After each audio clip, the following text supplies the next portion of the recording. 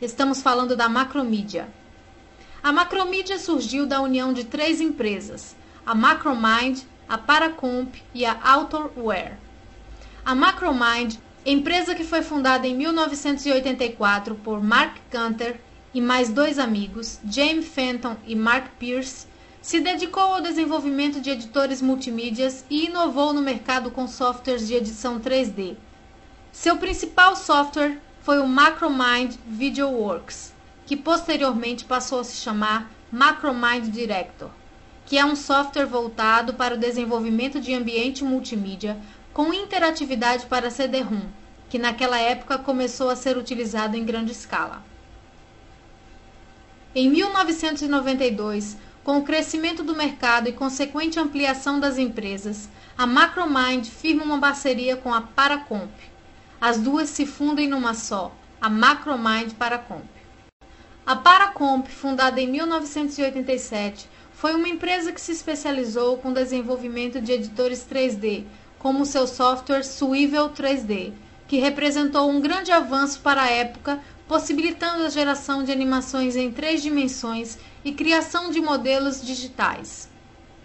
Após a fusão entre as duas empresas, o Director passou a trabalhar com total integração com Swivel 3D, onde foi possível importar objetos e animações em 3D para o desenvolvimento de apresentações multimídias com o Director. Ainda em 1987, o notável Dr. Michael Allen fundava a Outerwear, empresa focada no desenvolvimento de softwares para treinamentos e aulas.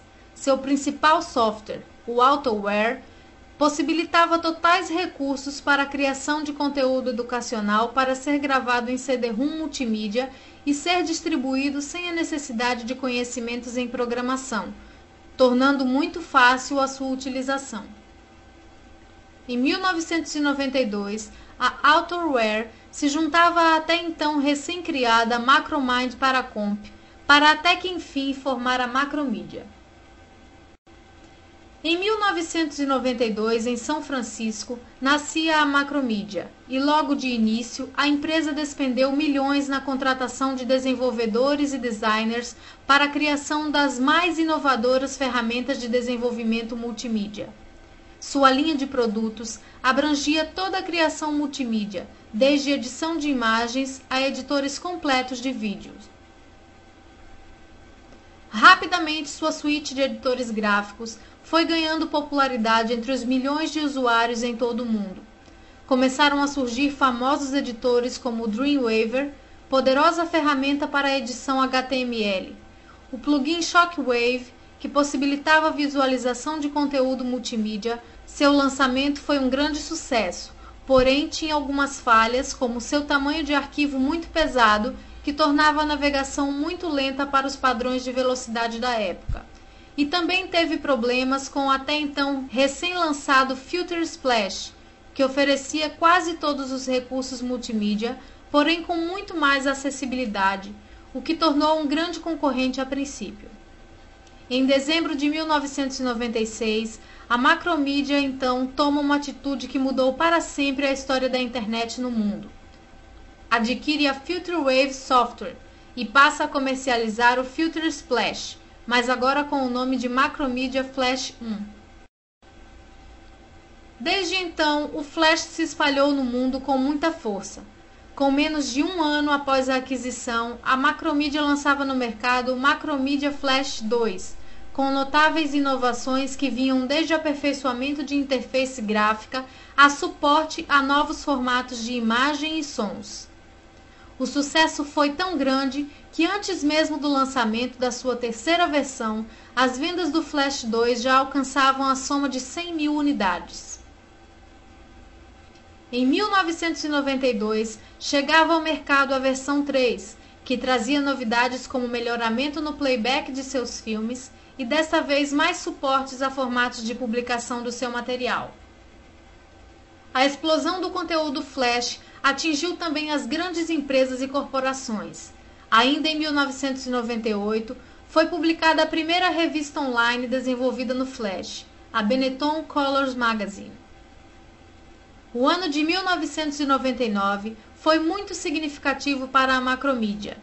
Foi o ano em que o Internet Explorer, a partir de sua versão 5, começou a incluir o Flash Player em sua constituição. No mesmo ano, cerca de 100 milhões de usuários já tinham instalados o Flash Player em suas máquinas.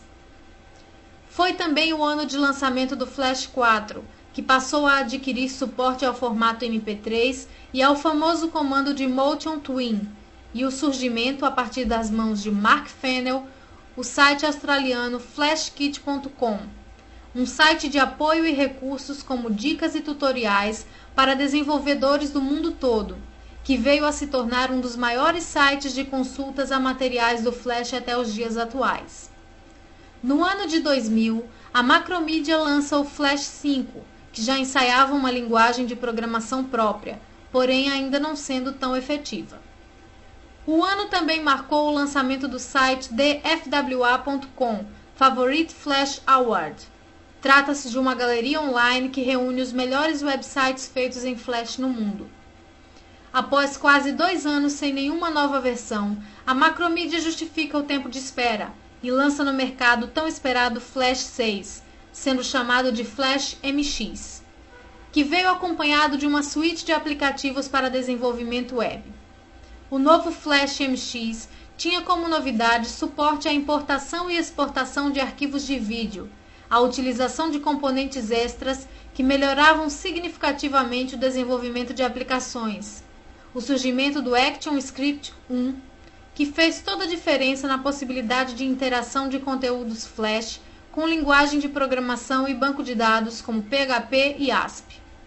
Em 2003, chega o Flash MX 2004, que representaria o Flash 7, com inovações na sua interface gráfica e a chegada do ActionScript 2, com muito mais recursos.